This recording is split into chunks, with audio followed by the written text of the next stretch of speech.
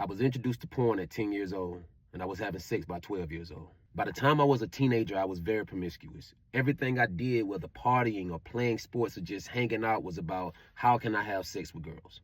By the time I was 14 or 15, I decided to commit my life to God. But I couldn't kick the porn addiction, so I just gave up on the church. I just praise God he didn't give up on me. Looking back on my teen years, I wish I would have just been a kid. But by the time I was 18, I had slept with so many girls I couldn't remember them all. That's not a flex. I was terrified of commitment because I was old enough to remember what my parents went through. They divorced when I was about 9. There weren't any male role models to show me the way in my community. Their ways just made me more of a monster. A high school dropout with dreams of being a rapper. At 18, I was feeling a tug on my spirit from God to start living right. I started being celibate that year for a while. You see, both of my grandmas are God-fearing women. One of them passed away years ago.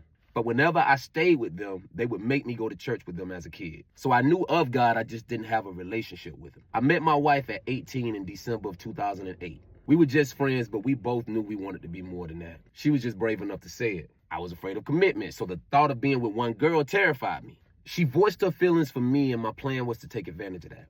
But I didn't know that I had already fallen for her first. I couldn't help it. She was and still is an amazing person.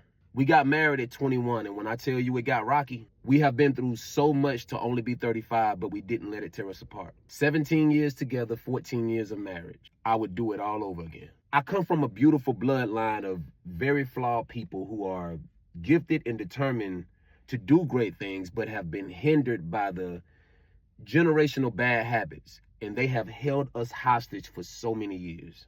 But God showed me no matter how bad it is, he'll use you if you let him.